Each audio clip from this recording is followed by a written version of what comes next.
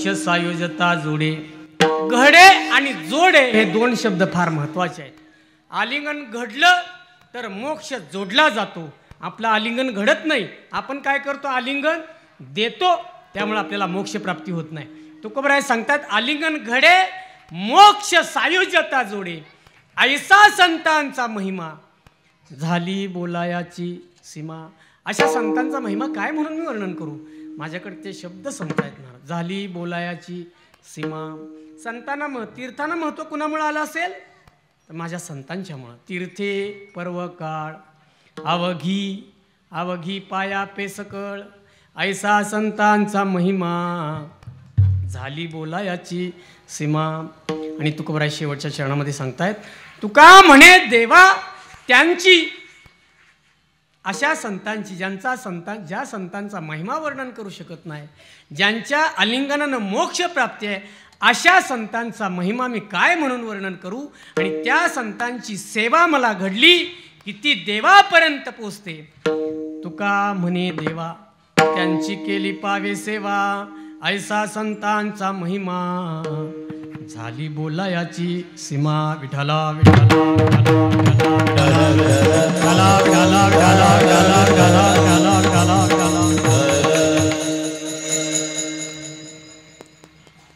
एकदा जनक राजाचा दरबार भरला.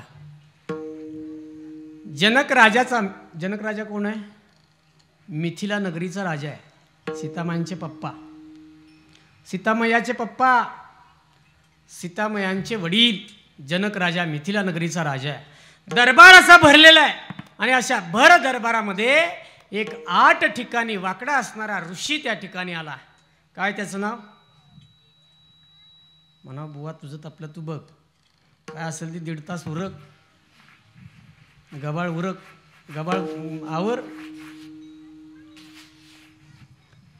8 ठिकाणी वाकडा असणारा ऋषी त्या ठिकाणी पदार्पण करतोय त्या वाड्यामध्ये, त्या दरबारामध्ये. त्या ऋषीचं नाव आहे अष्टावक्र ऋषी. अष्टावक्राच्या वडिलांचं नाव आहे कहोळ ऋषी. कहोळ ऋषींच्या पत्नी आईसाहेब गर्भवती होत्या. अष्टावक्र गर्भामध्ये होते. वेदाची ऋचा कहोळ ऋषी बोलत होते. वेदाची ऋचा बोलता बोलता मंत्रोच्चार चुकला आणि आतल्या गर्भानं ती चूक सुधारली. कुणाची? आपल्या बापाची. कहोळ ऋषींची चूक, आतल्या गर्भानं चूक सुधारली. कहोळ ऋषींना राग आला आणि त्यांनी शाप दिला, जन्माला आल्या आल्या 8 ठिकाणी वाकडा होशील. आणि उपजल्या जन्माला आल्या आल्या तो वाकडा झाला 8 ठिकाणी. म्हणून त्याचं नाव काय ठेवलं? अष्टावक्र. अष्टावक्र. आणि त्या अष्टावक्र ऋषींनी जनक राजाच्या दरबारामध्ये प्रवेश केला. आणि जनक राजाच्या दरबारामध्ये प्रवेश केल्याबरोबर जनक राजानं प्रश्न केला भर सभेमध्ये, सांग तुझा देव काय करतो. ऐकताय ना? जनक राजानं प्रश्न केला भर सभेमध्ये, भर दरबारामध्ये, त्या अष्टावक्राकडे बघून, सांग तुझा देव काय करतो. अष्टावक्र पुढे आला. ऐका, अष्टावक्र पुढे आला आणि पुढे आल्यावर जनक राजाला म्हणतोय, ए राजा, विचारणारा तू आहे, सांगणारा मी आहे. शास्त्र काय सांगतं? विचारणारा सिंहासनावरती आणि सांगणारा खाली. जमत नाही. जमतं का? विचारणारा वरती, सांगणारा खाली. जमतं का? नाही जमत. जनक राजानं 0 मिनिटात आपलं आसन खाली केलं आणि त्या आसनावरती अष्टावक्राला बसवलं.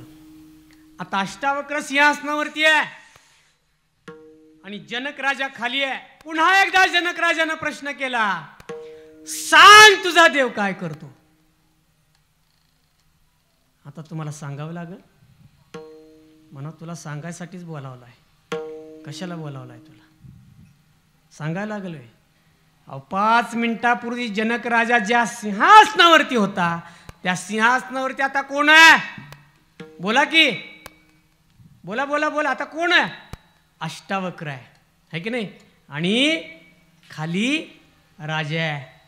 याचाच अर्थ तुकोबरा एका ठिकाणी म्हणतात, जरी होय राना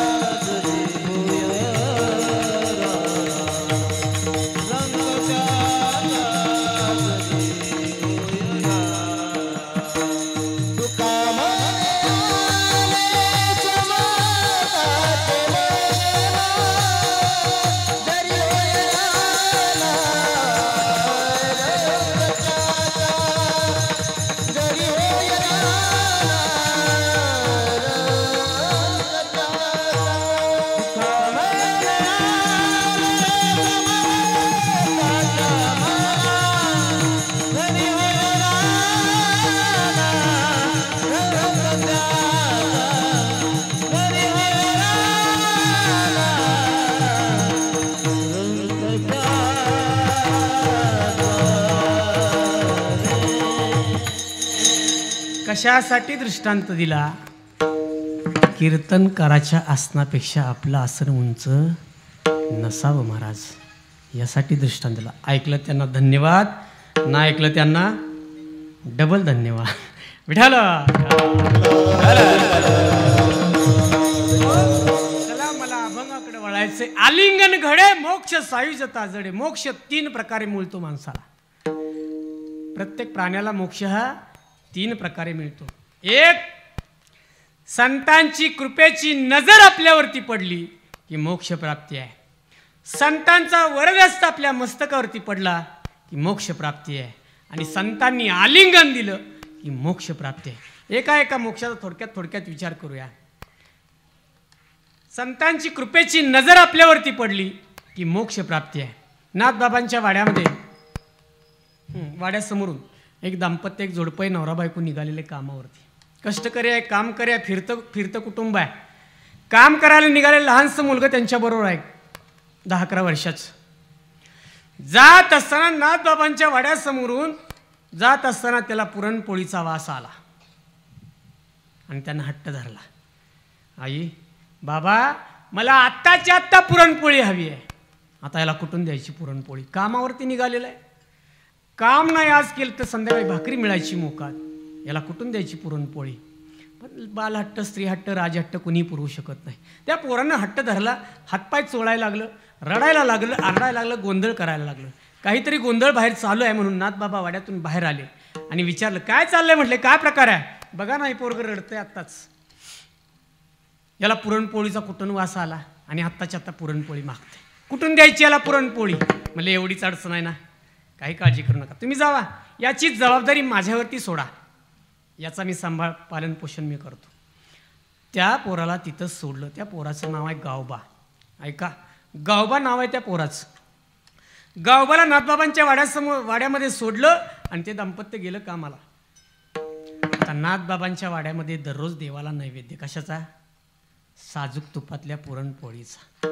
आपल्यासारख्या टाकभरती यालाचा नाही. आणि आपला निवद असतो. निवद तयार झाला की आई म्हणते, बाळ्या याचा निवद पिटवून. निवद पेटवते ती होय, आपला निवद आणि नाथबाबांचा नैवेद्य. रोज साजूक तुपातल्या पुरणपोळीचा नैवेद्य देवाला. आता तूप मिळत नाही हो. तूप म्हटलं की चूप, तुपाचं नाव काढायचं. तूप कसं तोळा चाललंय? सोनं किती गेलं? 75 गेलं का? लाखाव जाणार आहे आता, 25 पर्यंत लाखाव जाणार आहे महाराज. हा, तुपाला सुद्धा तेवढाच भाव आलाय. आपल्याला आता तूप मिळत नाही. नाथबाबांच्या वाड्यामध्ये दररोज देवाला नैवेद्य साजूक तुपातल्या पुरणपोळीचा आणि ते नैवेद्याचं ताट त्या गावबाच्या पुढं असायचं. अहो, मी म्हणतो त्या गावबाने आणि इकडचं तांब्या, इकडं जळान काटू काय असेल ते निदान देवपूजेचं साहित्य तरी आणून द्यावं बाबांना. काय नाही, काडीचं काम करत नव्हतं ते. खुशाल त्या जेवणावरती, त्या पुरणपोळीच्या ताटावरती ताव मारायचं आणि खुशाल घोरत पडायचं. ते काही काम, काडीचं काम करत नव्हतं. नाथबाबांच्या वाड्यामध्ये भावार्थ रामायण चालू होतं. मी म्हणतो निदान भावार्थ रामायण तरी ऐकायला बसावं त्यानं. काय नाही, जेवणावरती ताव मारला की त्याचं ते अंथरून धरायचं आणि तिथंच पडायचं, दिवस रात्र तिथंच पडायचं. कर्मधर्म सहयोगानं नाथबाबा आजारी पडले, प्रकृती बिघडली नाथबाबांची, अंतुरावरती खिळून राहिले. आणि नाथबाबांच्या वाड्यामध्ये मधलं रामायण अरण्यकांडापर्यंत आलं. बालकांड झालं तर, सुंदरकांड झालं तर, अरण्यकांडापर्यंत रामायण आलं. श्रोते मंडळी रोज येणारी त्यांनी विचार केला, इथून पुढचं राहिलेलं उर्वरित रामायण कोण पूर्ण करेल. बाबांना विचारलं, बाबा अहो रामायण अरण्यकांडापर्यंत आले, इथून पुढचं राहिलेलं उर्वरित रामायण कोण पूर्ण करेल. म्हणले काळजी कशाला करता, त्या पोराला उठवा. पोरगो निवांत झोपलं होतं, नैवेद्यावरती तावर मारून झोपलेलं होतं. ते म्हणले, अहो बाबा ते पोरगं कधी कथेला बसलं नाही, कधी ऐकायला बसलं नाही, त्याला मी सांगतोय तेवढंच करा. उठवलं त्या गावबाला आणि बाबा जिथं बसतात तिथं बसवलं. नाथबाबा जिथं बसतात तिथं बसवलं त्याला. गावबाला तिथं बसवलं. गावबाची आणि नाथबाबांची नजरानजर झाली आणि नाथबाबांनी आहे त्या जागेवरून गावबाच्या संपूर्ण देहावरती कृपेची नजर टाकली. महाराज कृपेची नजर टाकली. आश्चर्य, उर्वरित राहिलेलं रामायण त्या गावबानं पूर्ण केलं. कृपा कटाक्षे न्याहाळिले, कृपा कटाक्षे न्याहाळिले, आपुल्या पदी बैसविले, आपुल्या पदी बैसविले. बाप रखुमा देवी वरू, बाप रखुमा देवी वरू, भक्ता दिदले अभयदान. कृपा कटाक्षे न्याहाळिले, आपुल्या पदी बैसवले. मोक्षाचा पहिला प्रकार झाला. विठ्ठल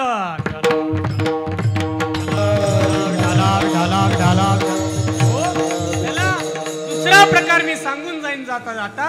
वरदहस्त संतांचा पडला की मोक्ष प्राप्ती आहे. सगळ्या प्राण्यांच्या मध्ये निर्बुद्ध असणारा रेडा पाहिलाय का? 7 पायाचा रेडा. झोपला का? येऊ चा पिऊन. 7 पाय असतात रेड्याला. किती? 4 पायाचा रेडा. सगळ्या प्राण्यांच्या मध्ये निर्बुद्ध असणारा रेडा. त्या रेड्याच्या मस्तकावरती हात ठेवला ज्ञानोबरायांनी आणि रेडा बोलायला लागला. है की नाही? रेड्या मुखी वेद बोलविला, गर्भद्विजांचा हरविला, शांतिरूपी प्रगटला ज्ञानोबा माझा. है की नाही? रेड्याच्या मस्तकावरती हात ठेवला. मैसी पुत्रा मुखे बोलविने श्रुती, चालविने भिंती बैसोनिया. रेड्याच्या मस्तकावरती हात ठेवला ज्ञानोबरायांनी. रेडा बोलायला लागला. आणि तुकोबरायांना अनुग्रह कशात दिला? कुठं दिला? स्वप्नामध्ये दिला. स्वप्नामध्ये. आहे की नाही? हा. मस्तकी तो जाना ठेविला कर, मस्तकी तो जाना ठेविला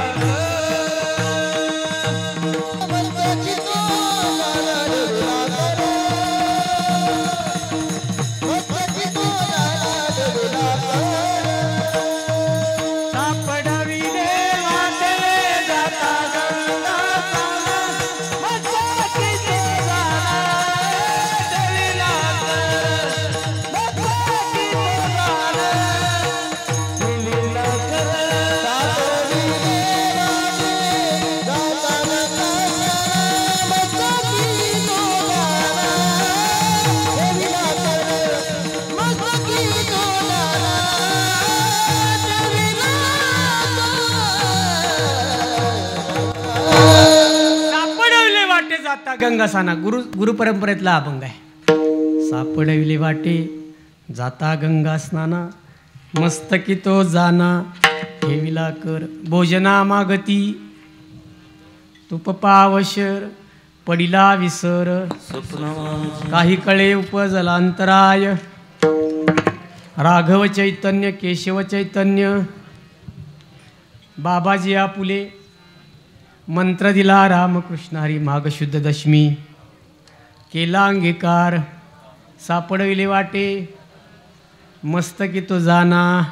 हा, मस्तकावरती हात ठेवला. तेही कुठं? स्वप्नामध्ये. मोक्ष प्राप्ती आहे. 2 मोक्षाचे प्रकार पाहिले. तिसरा मोक्ष प्राप्तीचा प्रकार आहे आलिंगन. तुकोबरायांनी सदैव वैकुंठगमन केलं. निळोबरायांना ख्याती प्रसिद्धी कीर्ती ऐकायला आली कानावरती तुकोबरायांची.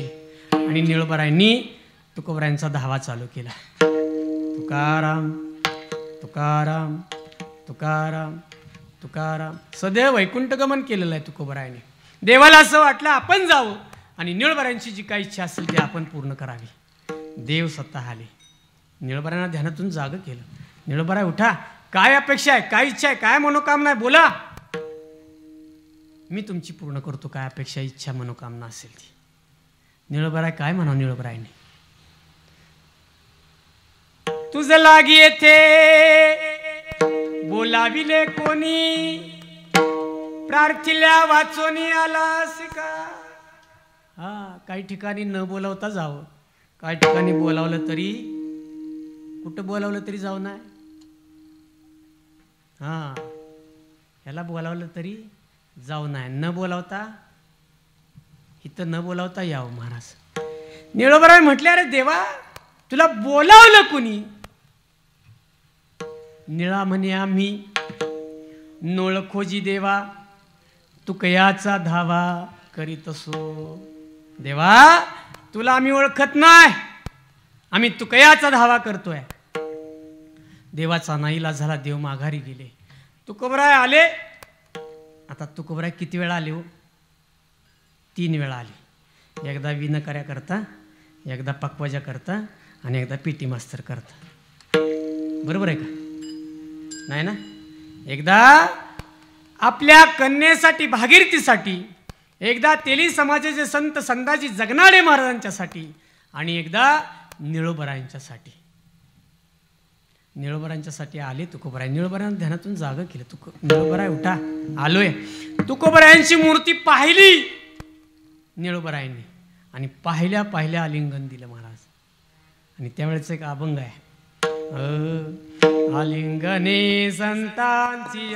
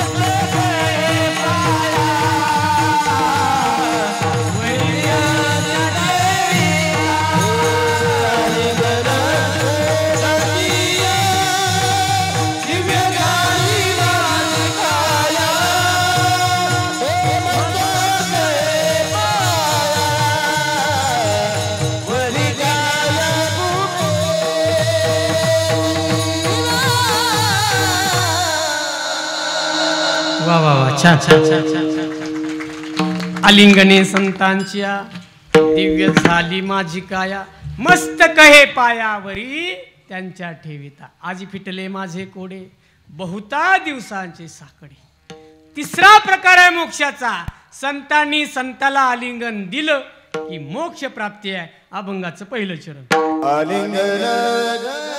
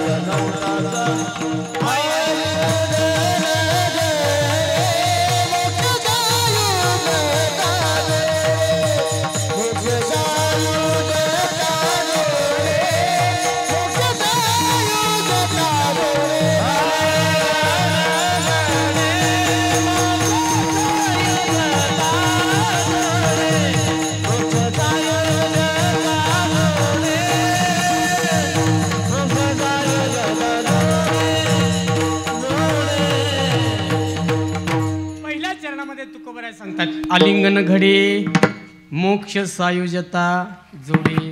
आलिंगनानं रामायण घडलं. रामायण आहे का माहीत? आलिंगनानं रामायण घडलं महाराज. ऐका, रामायणातला एकच दृष्टांत सांगणारे आणि पुढे जाणारे. राम राज्यावरती बसणार आहे, जाहीर केलं दशरथ राजाने. आणि जाहीर केल्याबरोबर सगळीकडे आनंदी आनंदाचं वातावरण. उद्या राम राज्यावरती बसणारे, राम गादीवरती. सगळ्यांनी रामायण पाहिलं, ऐकले, वाचले. राम राज्यावरती बसणारे जाहीर केल्या सर्व अयोध्येवासियांना आनंदी आनंद झाला. इकडे देवाची मात्र मीटिंग बसली वरती. सगळे देव एकत्र आले आणि त्यांनी विचार केला, जर राम राज्यावरती बसले तर रावणाला कोण मारल? आहे की नाही? विचार सगळ्यांचा चालू आहे. राम राज्यावरती बसला तर रावणाला कोण मारल? देवांचे गुरु बृहस्पती तिथं होते आणि त्यांचा मुलगा आहे कली. त्या कलीवरती सगळी कामगिरी सोपवली. कली लटलट लटलट लटलट थरथर कापायला लागला. का बरं? रामाच्या राज्यात जायचं, ती कांदळीत मलवडीत जायचे का? रामाच्या राज्यात झाले रामराज्य, काय उणे आमासी. राम राज्यामध्ये दुःख हे कुणालाच नव्हतं महाराज, कसलंच दुःख नव्हतं. आणि तिथं जायचं होतं, रामराज्यामध्ये जायचंय. कली थरथर कापायला लागला, पण शेवटी जबाबदारी सोपवली आहे कलीवरती. ऐका, कलीनं विचार केला आणि विचार करून सरते शेवटी देवांना सांगितलं, म्हटले जायला मी तयार आहे, पण मला एखादी अशी व्यक्ती दाखवा की ती अयोध्येतली नसावी. म्हटले आहे ना. कोण? मंथरा. कैकई बरोबर संगुली, आत्ताच्या भाषेमध्ये संगुली, दासी बनून आलेली कैकई. ती अयोध्येतली नाही, ती बाहेरच्या राज्यातून आलेली आहे. हा म्हटले मग ठीक आहे, मग काम झालं, काही काळजी करू नका. त्या कलीनं एका छोट्याशा लहानशा आळीचं, किड्याचं रूप घेतलं. आळी असते ना, आळी बोरामध्ये त्या आळीचं रूप घेऊन तो कली बसला. आणि इकडं अयोध्येमध्ये सगळीकडे आनंदी आनंदाचं वातावरण चालू आहे. आनंदी आनंदाचं वातावरण चालू आहे. कैकई माता इथं झुंबर लावा, इथं रांगोळी काढा, इथं सणा संवर्जन काढा, इथं फुलं लावा, हार बांधा. सगळ्यांची आनंदी आनंदाचं वातावरण आहे. सगळे धावपळ चाललेली आहे. राम राज्यावरती बसणार, राम गादीवरती बसणार. आणि मंथरा फुलं आणण्यासाठी बागेमध्ये गेली. ऐका, मंथरा फुलं आणण्यासाठी बागेमध्ये गेली आणि बोरीच्या झुडपाला पदर अडकला. कुणाचा? मंथरेचा. पदर अडकल्याबरोबर त्या बोरातल्या आळीनं, त्या कलीनं मंथरेच्या अंतकरणामध्ये प्रवेश केला. आणि प्रवेश केल्या टोपली तिथंच टाकून दिली फुलाची आणि पळस तरा तरा तरा तरा आली आणि कैकईला शोधायला लागली. कैकई काहीतरी त्या सेवकांना सांगत होती, इथं झुंबर लावा, इथं हार लावा, इथं रांगोळी काढा. तेवढ्यात मंथरेनं कैकईला बोलवलं, कैकई इकडे. अगं, राम राज्यावरती बसणार म्हणून तुला आनंद झाला, पण जर का राम राज्यावरती बसला तर उद्या तुझ्या भरताला आयुष्यभर खडं फोडावं लागतील, चाकरी करावी लागेल आयुष्यभर. आणि हे ऐकलं कैकईनं मागं सरून खाडकन मुस्काडात मारली. शिवाय मारते दोन्ही कोण पाहिजे, खाडकन मुस्काडात मारली. हो, मंथरेनं गाल धरला आणि मागं सरली. कैकईला पश्चाताप झाला. ती म्हटली, संघ आपल्या लग्नापासूनच संघ आली, कधी वाकड्या नजरेनं सुद्धा तिच्याकडे पाहिलं नाही, आणि आज आपला हात उचलला तिच्यावरती. हात उचलला. हो, कैकईला पश्चाताप झाला आणि कैकईने काय केलं? मंथरेला जवळ घेतलं. माफ कर मला म्हणून आलिंगन दिलं. परिणाम, मंथरेच्या अंतकरणातल्या कलीनं प्रवेश केला. कुठं? कैकईच्या अंतकरणामध्ये. आणि लगेच माग सारलं मंथरेला. मंथरे, तू म्हणतेस तेच खरं. राम जर राज्यावरती बसला तर उद्या माझ्या भरताला आयुष्यभर रामाची चाकरी करावी लागल. कैकईने विचार केला. सोडली केसं, ऐकताय काय? सोडली केसं, बसली रुसून आणि 2 वर मागून घेतले. सगळ्यांना माहित आहे रामायण. मला फक्त एवढंच सांगायचंय, रामायण घडलं आलिंगनामुळे. ज्येष्ठासी धाडावे दुरी दिगंतरा, कनिष्ठासी द्यावे राज्यपद. थोरल्याला वनवास आणि धाकट्याला गादीचा मान. आलिंगनामुळे रामायण घडलं महाराज. आलिंगनाला वय सुद्धा समान पाहिजे आणि अधिकार सुद्धा सारखा पाहिजे महाराज. आहे की नाही? 10 वर्षाचा नातून 70 वर्षाचं म्हातारं आलिंगन जमल का? नाही जमणार. बरं ठीक आहे, दोघांचं वय सारखं आहे, 40च वय आहे दोघांचं. एक न्यायाधीश आहे आणि एक घरगडी आहे, नोकर आहे. जमल का? होईल का आलिंगन? नाही जमणार महाराज. पुन्हा आलिंगनाचे 3 प्रकार पडतात. क्रोधाचं आलिंगन आहे, यमाचं आलिंगन आहे आणि प्रेमाचं आलिंगन आहे. प्रेमाचं आलिंगन माझ्या नामदेवांना विचारा. प्रेमे आलिंगन आनंदे पूजिन भावे ओवाळीन म्हणे नामा. सगळ्यांचे अभंग पाठ आहे. घालीन लोटांगण वंदीन चरण डोळ्यानं पाहीन प्रेमे आलिंगन. पुढं आनंदे पूजिन. 2च चरणाचा अभंग आहे नामदेवरायाचा. 2 चरणाच्या अभंगामध्ये 6 प्रकारची भक्ती एकवटलेली आहे. चिंतन थोडंसं जड जाते तुम्हाला माझ्या इथे लक्षात. 2 चरणाचा अभंग आहे, 6 प्रकारची त्या चरणामध्ये 2 चरणामध्ये 6 प्रकारची भक्ती एकवटलेली आहे. घालीन लोटांगण वंदीन चरण डोळ्यानं पाहीन रूप तुझे 3 झाली. प्रेमे आलिंगीन आनंदे पूजीन भावे ओवाळीन म्हणे नामा. नामदेवरायांचा 2 चरणाचा अभंग आहे. प्रेमाचं आलिंगन आहे. यमाचं आलिंगन, यमाचं आलिंगन छत्रपती राजांचं आणि अफजल खानाचं जी भेट झाली ना, जे आलिंगन झालं ना, ते यमाचं आलिंगन आहे. आणि क्रोधाचं आलिंगन 18 दिवसाचं युद्ध संपलं आणि धृतराष्ट्रानं संजयाला विचारलं, माझ्या दुर्योधनाला कुणी मारलं? संजयानं सांगितलं. कुणी मारलं? हिनं कार्या ना. कुणी मारलं? भीमदादानं. दुर्योधनाला कुणी मारलं? भीमानं मारलं. हे धृतराष्ट्राला कळलं आणि त्यानं सेवकांच्या करवी निरोप पाठवला. पांडवांना म्हणावं हस्तिनापूरला भेटायला बोलवलंय. निघाली पांडव मंडळी.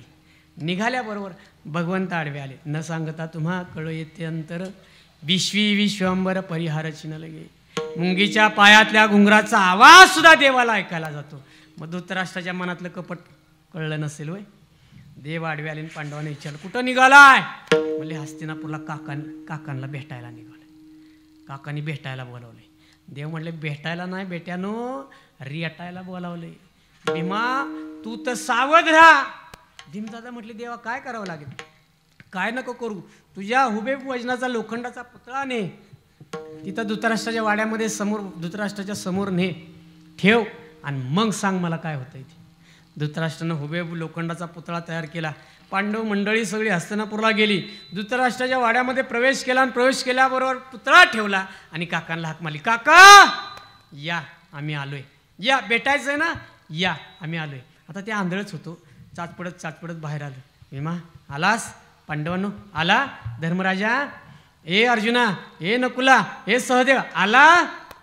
भीमदादा म्हटले, हो काका आलोय. या तसंच पुढे या, तसंच पुढे या, मी उभा आहे पुढं. लोखंडाचा पुतळा पुढे ठेवला होता. भीम समजून धृतराष्ट्रानं त्या लोखंडाच्या पुतळ्याला आलिंगन दिलं आणि त्या लोखंडाच्या पुतळ्याचं पीठ झालं, पीठ चुरा झाला. भीमानं तोंडात बोट घातलं. का? कदाचित देव भेटलं नसतं, लोखंडाचा पुतळा तयार केला नसता आणि मी जर त्या जागेवर असतो तर सावडायला सुद्धा हडकं गावली नसती. भीमानं विचार केला. भीमानं कशाचं आलिंगन आहे? क्रोधाचं आलिंगन आहे. क्रोधाचं आलिंगन. यमाचं आलिंगन पाहिलं, प्रेमाचं आलिंगन पाहिलं, क्रोधाचं आलिंगन पाहिलं. चला, आलिंगन घडे मोक्ष सायुज्यता जोडे. विठाल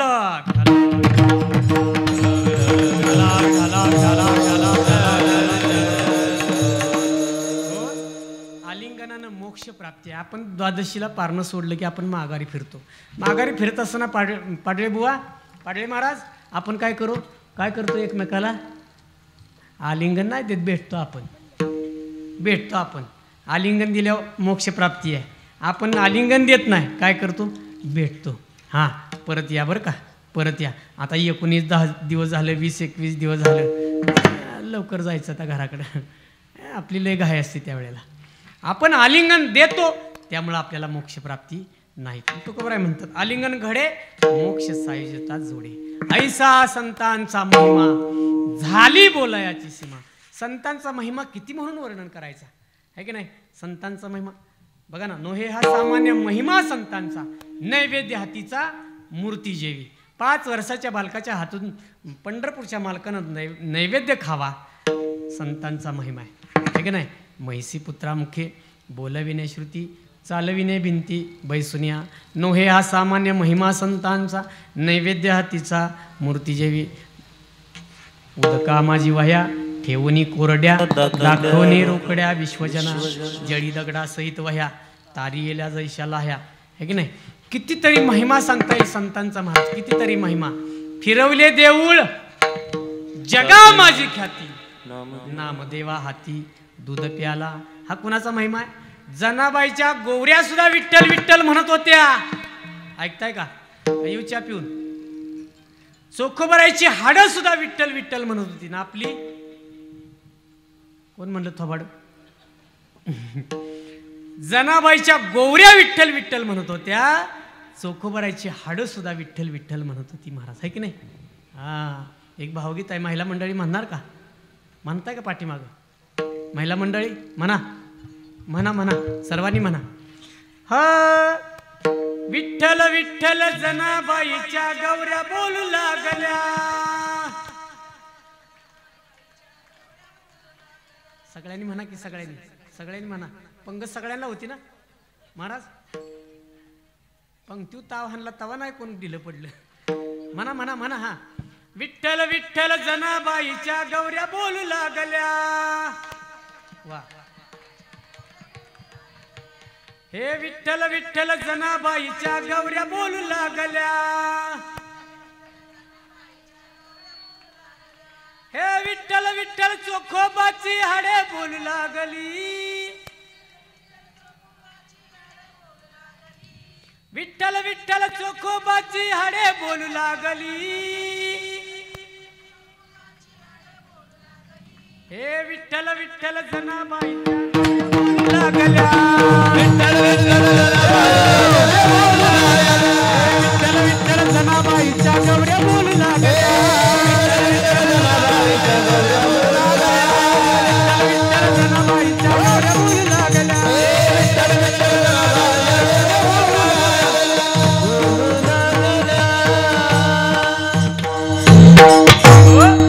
जनाबाईच्या गौऱ्या सुद्धा विठ्ठल विठ्ठल म्हणत होत्या. ऐसा संतांचा महिमा. चोखोबरायची हाडं सुद्धा विठ्ठल विठ्ठल म्हणत होती. ऐसा संतांचा महिमा, है की नाही. हा झाला संतांचा महिमा. तुमचा आमचा महिमा सांगू बरं? सांगतोच आता उगाच आलं म्हणून. हा एका बाजारात, काल बाजार झाला ना इथला आंधळीतला, एका बाजारात एक जणांना आरसा विकायला मांडला होता. आरसा, एकच आरसा एका दुकानदारानं तेवढाच बाजारात मांडला होता विकायला. आता त्या आरसा कशाला म्हणते ती किंवा कशाला वापरते ती, काय काय त्याचं काय माहीत नव्हती. महत्वच काय माहीत नव्हतं. ती दुकानदार याचं प्रत्येकजण ती बघायचं काय, हे काय आहे? दुकानदार माझा आरसा आहे. कितीला आहे? 10 रुपयाला. बघायचं, इचरायचं, ठेवायचं आणि जायचं. जी गिऱ्हाईक येईल ती विचारायचं, ही काय आरसा आहे? कितीला आहे? 10 रुपयाला. बघायचं, ठेवायचं, इचरायचं आणि जायचं. 5-50 गिऱ्हाईक झाली. दुकानदार वैतागलेल्या कोण घेणार ना करणार काय व्हायना नुसतीच विचारते ती. एक मायासारखं असं बोळसाट गेलं आणि दुकानदाराला ती वैतागलं होतं. दुकानदार त्याला विचारलं, म्हणले हे काय आहे? म्हणजे तुझा बाप आहे. काय म्हणलं ती? तुझा बाप आहे. आता त्यानं आरसा घेतला आणि आरशात बघितलं. आरशात बघितल्या वगैरे ती म्हणते का आपला बाप दिकटो सेम टू सेम आपल्यासारखा आहे. आपल्या बापाला घरी घेऊन काय जायला हरकत नाही. मला किती किंमत आहे? वैतागल्यामुळं किंमत वाढली महाराज. किती? 50 रुपये. त्यानं 50 रुपये काढलं, दुकानदाराला दिलं आणि बापाला घेऊन घरी आलं. बापाला म्हणजे आरसा. हां, आरसा घेऊन घरी आलं. त्याचा नित्यनेम चालू झाला. काय नित्यनेम? आपली बघा गुपित वस्तू ठेवायची एक खुली असते आणि त्या खुलीतला कोपरा बी गुपित वस्तू ठेवायची असते, है की नाही. त्या खोलीतल्या कोपऱ्यात एका पेटी असते. पेटीत अगदी गुप्त वस्तू आपली ठेवतो आपण. तसं त्यानं काय केलं, त्या गुप्त खोलीमध्ये, गुप्त पेटीमध्ये त्या आपल्या बापाला ठेवलं. बाप म्हणजे आरसा. आरसा ठेवला. ह्याचा नित्यनेम रोज चालू झाला. आंघोळ झाली की खिळ्याच्या चाव्या घ्यायच्या, खुलीचं कुलूप काढायचं, पिटीचं कुलूप काढायचं, बापाला वर काढायचं म्हणजे आरसा. त्यात बघायचं, बापाला रामराम जयहरी घालायचा. परत तो आरसा ठेवायचा पेटीत. पेटीला कुलूप लावायचं, खुलीला कुलूप लावायचं, दोन्ही खिळ्याला चाव्या अडकावायच्या. आपल्या उद्योगाला घरमंत्र्यांनी विचार केला, लगा रोज आपलं गिराईक त्या खुलीत जाऊन काय करते. घरमंत्री म्हणजे कळलं ना, घरमंत्री. हां, घरमंत्र्यांनी विचार केला रोज आपलं गिराईक त्या खुलीमध्ये जाऊन काय करते बघायचं एक दिवशी. ह्यानं आपलं झालं नियमाप्रमाणे आंघोळ झाली. गेलं ते खुलीचं कुलूप काढलं, पेटीचं कुलूप काढलं, बापाला वर काढलं, रामराम जयहरी घातला. पिटीत ठेवलं, पिटीला कुलूप लावलं, खुलीला कुलूप लावलं, दोन्ही चाव्या खेळायला अडकल्या आणि ती गेलो निघून आपल्या उद्योगाला. आणि हिनं बघितलं त्या पेटीत काहीतरी हाय. हिनं आपल्या त्या खिळ्याच्या चाव्या घेतल्या, खुलीचं कुलूप काढलं, पेटीचं कुलूप काढलं आणि ह्याच्या बापाला वर काढलं, म्हणजे आरसावर काढला. आरशात बघितलं. आता मला सांगा, आरशात बघितल्यावर तिचा चेहरा दिसेल का नवऱ्याचा चेहरा दिसेल? तिचा चेहरा दिसला की नाही? तिचा चेहरा बघितला, पण ती झाली चैतन. आत्यासाहेब इकडे या, आत्यासाहेब इकडे या, बघा लेकानं काय दिवं लावलं तर, बघा लेकानं काय गुन्हा उधाळत. हो हो हो, झालं काय सासूबाई म्हणली. त्या आरसा दिला सासूबाईच्या हातात. आता सासूबाईनं आरशात बघितलं, सुनाचा चेहरा दिसेल का लेकाचा चेहरा दिसेल? तिचा चेहरा दिसला, तिचा चेहरा दिसला, पण तिची झाली चैतन. बया, लेकानं दुसरी सून करून आणली, माझ्यासारखीच म्हातारी आणली. आपला माय माय आपला विठ्ठल.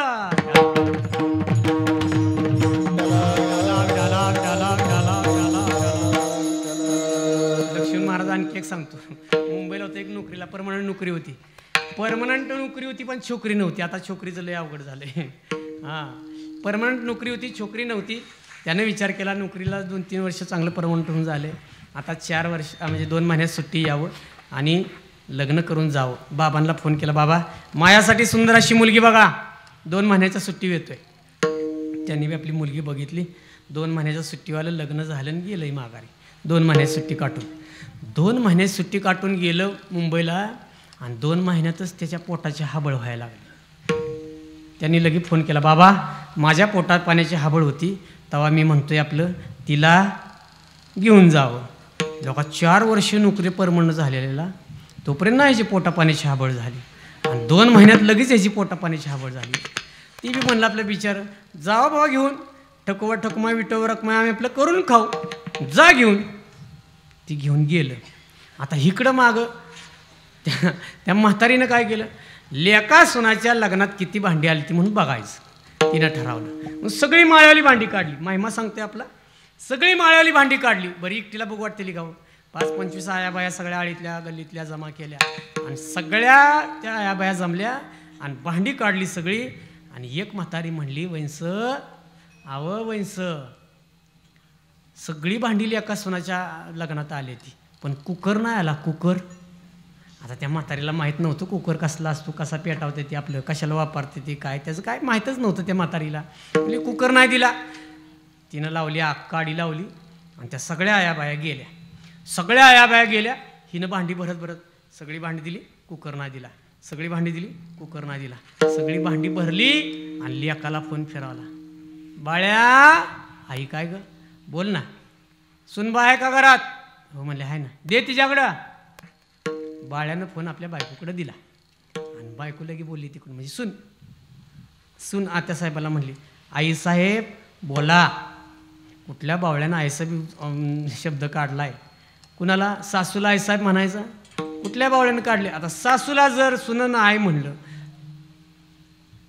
पुढचं सांगावं लागल. सासूला जर सुनन आई म्हणलं तर नवरा कोण झाला? नवरा कोण झाला? बांधता का रक्षाबंधनला राखी म्हणून? ती म्हणली आईसाहेब बोला. सासू म्हणली आईसाहेब काय म्हणती? बरं त्यात आता गोमाशी आहे बरं का लक्ष्मण महाराज. आई म्हणलं ना, म्हातारीनं 2 कामं आगाव केलीच म्हणून समजायची. एक दिवस सकाळी म्हातारी भांडी घासत होती आणि शेजारी दुकान बंद, म्हणजे दुकान बंद होतं. दुकान काय उघडलं नव्हतं. म्हातारीला गावाला जायचं होतं. शेजारच्या पार्वती काकू आल्या, वैंस दुकान उघडं नाही, म्हातार गावाला जायचंय आणि वाटीवर साखर द्या, मी तुमची दुकान उघडलं की दिन. म्हणजे थांबा, 2 भांडी एवढी राहिली ती देते मी तुम्हाला. तेवढ्यात पार्वती काकूला काय राहवलं नाही. वैंस तुम्ही भांडी घासताय, सुनबाई कुठे? म्हणले आहे की घरात. घरात असली कसली बाय दोडाची नसून आहे?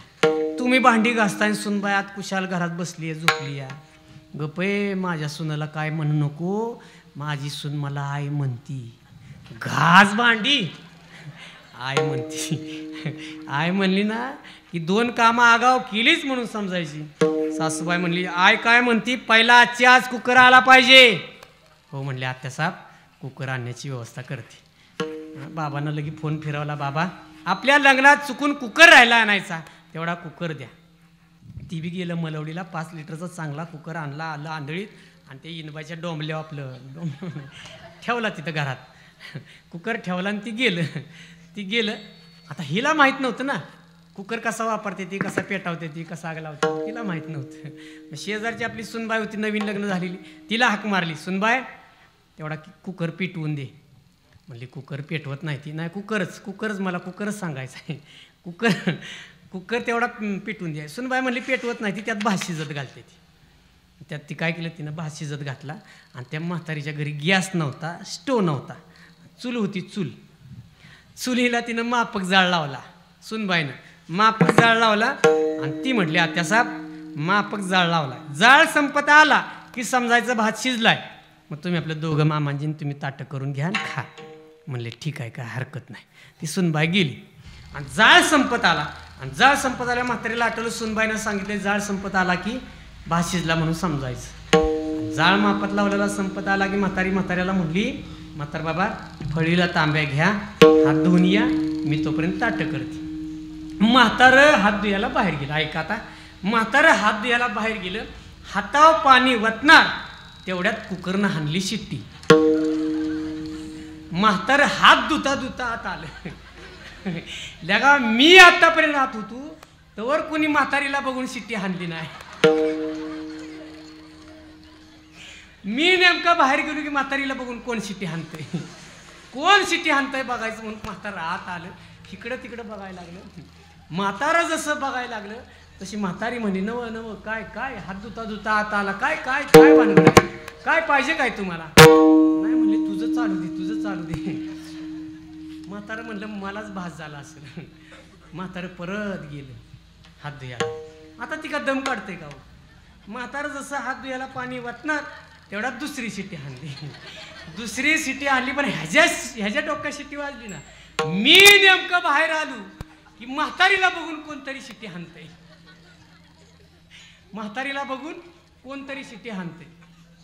परत म्हातारा आता आलं आणि इकडं तिकडं सावण्यातनं बघायला लागलं.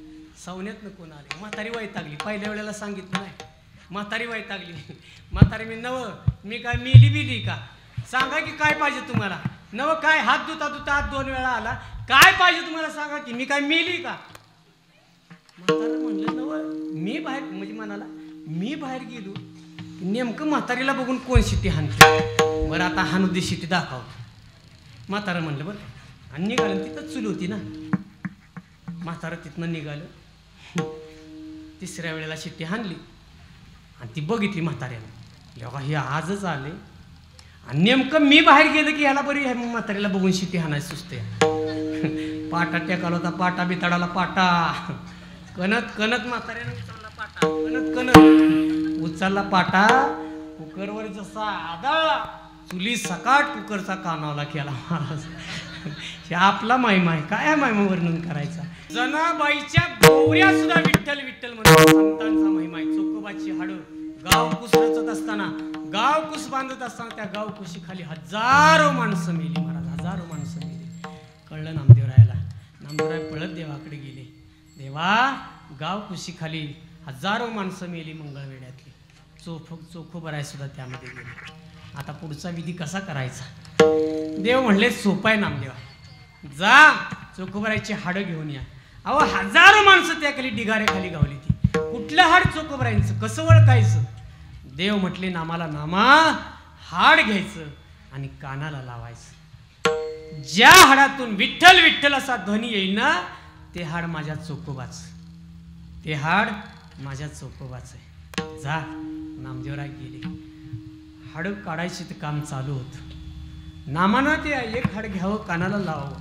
ज्या हाडातून विठ्ठल असा ध्वनी येईल ना, ते हाड बाजूला ठेवावं. ज्या हाडातून विठ्ठल नामचिंतन ध्वनी येत नाही, ते हाड टाकून द्यावं. अशी ती हाडं गोळा केली आणि मग चोखोबरायांचा सावडायचा 10व्याचा विधी केला. कुणी केला. पंढरपूरच्या मालकानं केला. संतांचा महिमा आहे. ऐसा संतांचा महिमा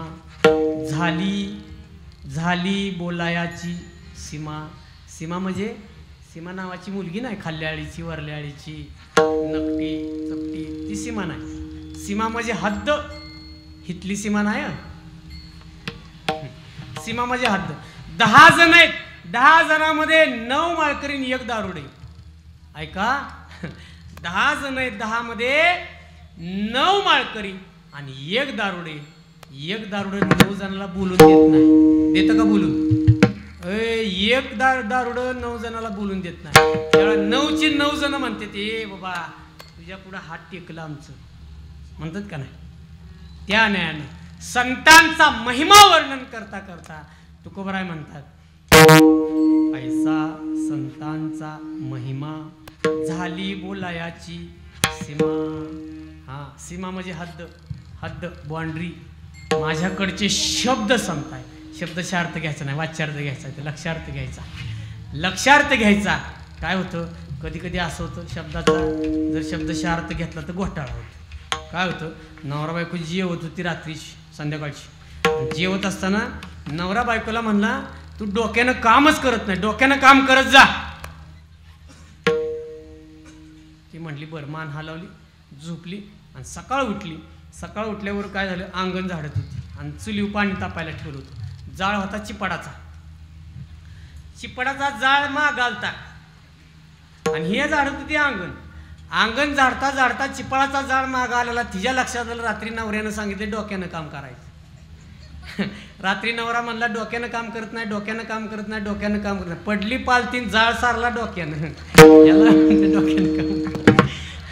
शब्दशा अर्थ घेतला की घोटाळा होतो. महाराज लक्ष्मण महाराज माझ्याबरोबर एक जोडीदार होतं. कार्यक्रमाला गेलतो आणि कार्यक्रमाला गेल्यानंतर तिथलं ते जिथं बसण्या उठण्याची व्यवस्था केली ती. म्हणले हातपाय धुवा, फ्रेश व्हा आणि तोपर्यंत चहा होती. मी हातपाय धुवायला गेलो. मोबाईल पडल म्हणून जोडीदाराकडे दिला. मोबाईल घे आणि खुलीत बस. मी काय म्हणलं, मोबाईल घे आणि खुलीत बस. ते गेलं मोबाईल घेऊन. मी आपला हातपाय धुतलं, फ्रेश झालो, चहा घेतला आणि म्हणलं आता घरी फोन लावा, पोचले व्यवस्थित, काय पाऊस पाणी नाही, काय नाही, इजा बिजा काय नाही, सगळं व्यवस्थित सुरक्षित पोचले म्हणून फोन लावा. म्हणून त्या जोडीदाराला हाक मारली, बाळ्या मोबाईल आणि इकडं. ते म्हणला महाराज थांबा, थोडं राहिलं या. मी म्हणलं काय फोन बिन लावला असेल, नाही तर यायचा असेल, नाही तर गेम वगैरे खेळत असेल, थोडं राहिलं असेल, एक 5-10 मिनिटानं परत बोलूया म्हणलं. 5-10 मिनिटानं परत हाक मारली, बाळ्या मोबाईल आण. त्यानं काय केलं माहिती आहे का, शेवटच्या पंख्यात सगळं पार्ट खुलून आणलं. मी म्हणलं बाळा काय रे, तुम्हीच नाही का म्हणला मोबाईल घेऊन खुलीत बस. खुलीत म्हणजे स्क्रूड्रायव्हरनं नाही. शब्दशा अर्थ घेतलाय, घोटाळा होतो महाराज. तसं ऐसा संतांचा महिमा झाली बोलायाची. हा, माझ्याकडचे शब्द संपतायत महाराज. आणि तीर्थांना महत्व कुणामुळे आलं असेल तर माझ्या संतांच्या मुळे. अभंगाचं 3रं अक्षर, तीर्थे पर्वकाळ अवघी पाया पे. तीर्थांना महत्व कुणामुळे आहे? पंढरपूरला महत्व कुणामुळे आहे? पंढरपूरला महत्व गेला का नाही? दुर्दैवाने पंढरपूरला गेलाय का? दुर्दैवाने पंढरपूरला गेलाय का नाही? कुणामुळे महत्व आहे? हा बोला की. पुंडलिक रायामुळे आहे की नाही? भक्त पुंडलिकासाठी उभा राहिला विटेवरी धनी. हा, पंढरपूरला महत्व कुणामुळे आहे? पुंडलिक रायामुळे आहे की नाही?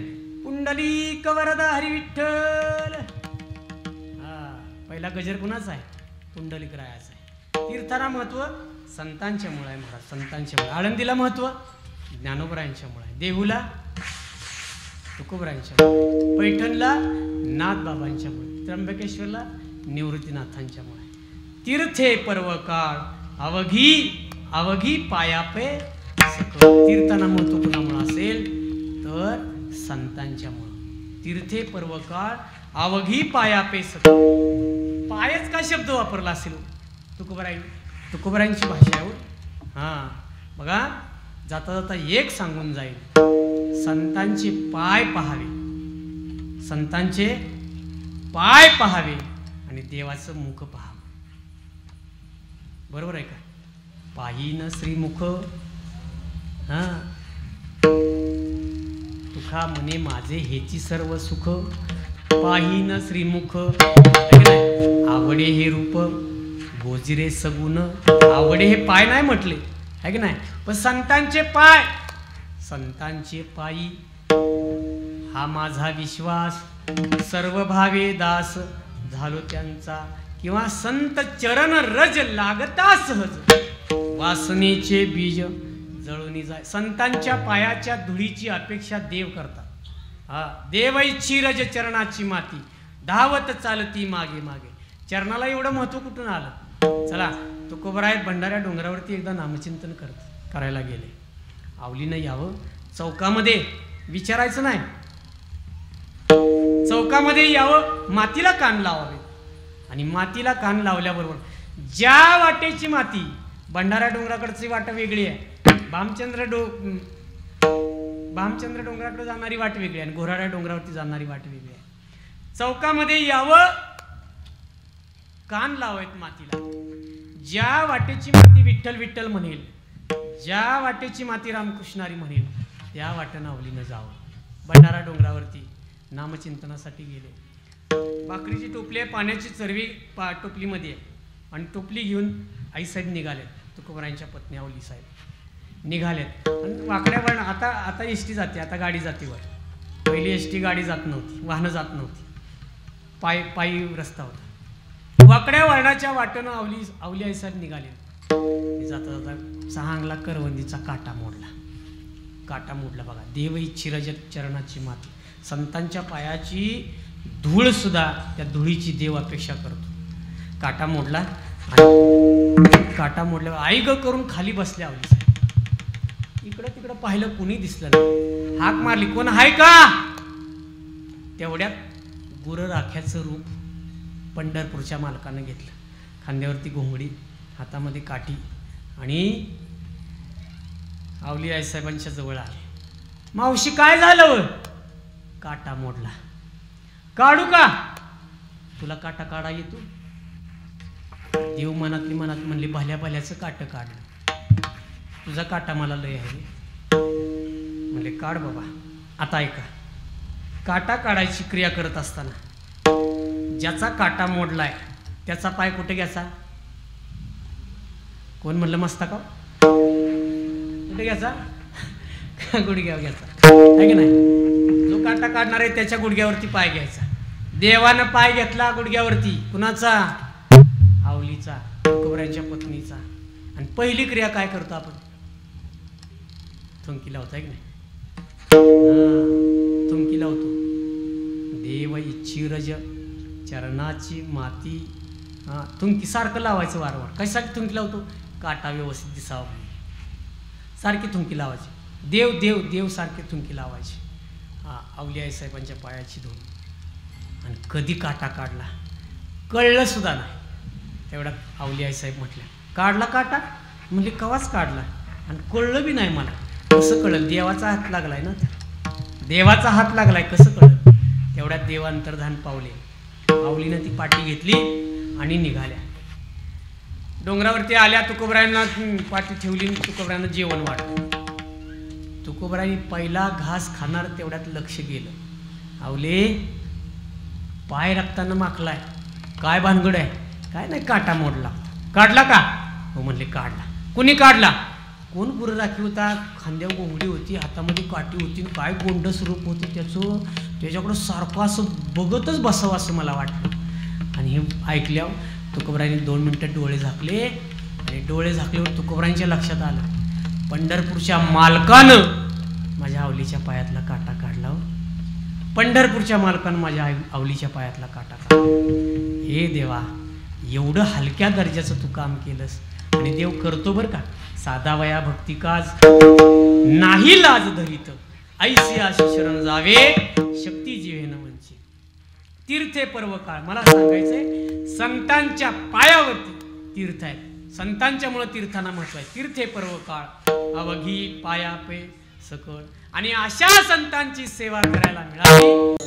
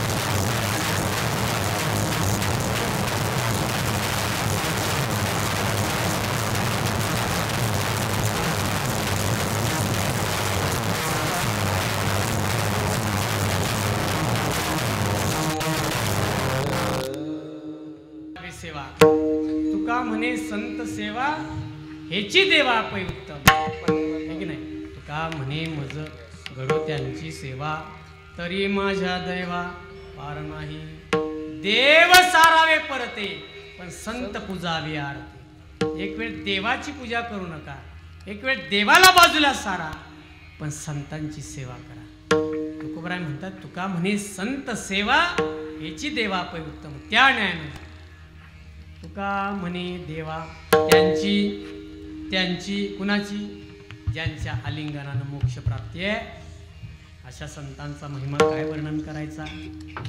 त्यांच्या पायावरती तीर्थ आहे अशा संतांची सेवा केली की ते देवापर्यंत पोचते. तुका म्हणे देवा त्यांची केली पावे सेवा ऐसा संतांचा महिमा झाली बोलायाची सीमा. ज्ञानेश्वर केली कटकट वाकुडी करे देव जाणे किंबहुना तुमचे केले धर्म कीर्तने सिद्धी नेले येथ माझे जिवरले पायी कपन.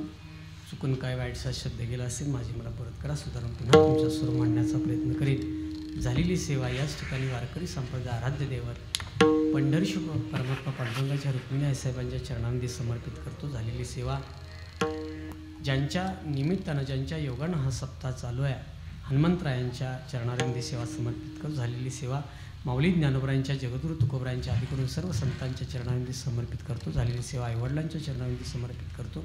झालेली सेवा हरिभक्तीपरायण डॉक्टर सुहास महाराज फडतरे कुमठी तालुका कोरेगाव की ज्यांच्या प्रेरणे आज मग आदिबाय गुरुनाम गुरुवर्य त्यांच्या चरणांमध्ये सेवा समर्पित करतो. झालेली सेवा आमचे विनकरी ज्येष्ठ कीर्तनकार श्री हरिभक्तीपरायण अनिल महाराज पाडळे त्यांच्या चरणांमध्ये सेवा समर्पित करतो.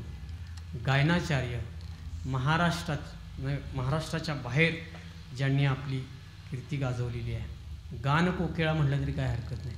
आणि दोघंही मान तालुक्याचं वैभव आहे बरं का. एकदा जोरदार टाळ्या वाजवा त्यांच्यासाठी दोघांच्यासाठी. वा धन्यवाद. तुषार महाराज हरिभक्तीपरायण तुषार महाराज आणि हरिभक्तीपरायण लक्ष्मणजी महाराज दोघांच्या काय होतं व्यासपीठच्या लगाचा कधीच आवाज लागत नाही महाराज.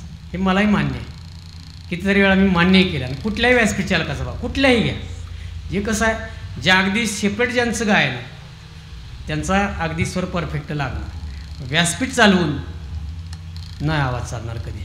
काय अनिल महाराज पाडळे महाराज बरोबर आहे की नाही. व्यासपीठ चालकाचा कधीच आवाज लाग कुठलाही घ्या, माझंच नाही माझं सोडा, कुठल्याही व्यासपीठ चालकाचा आवाज किती अगदी चांगले चांगले भले भले म्हणणारे व्यासपीठ चालक त्यांचा कधीच आवाज स्वर लागत नाही महाराज. असो ते आमचा उन्हापणा आमचा कमीपणा आमच्या तोंडानं सांगायला काय हरकत नाही. ही सर्व ज्ञानदीप वारकरी शिक्षण संस्था झिरपवाडी ही सगळी बालविद्यार्थी तो तेवढा ज्ञानाईमधला आहे ना. तिघं पण ज्ञानाईमधलं आहे. वा या सर्व विद्यार्थी वृंदांच्या चरणांमध्ये सेवा समर्पित करतो. दोन्ही मृदंगाचार्य श्री हरिभक्तीपरायण प्रसाद महाराज आणि श्री हरिभक्तीपरायण श्रेयस महाराज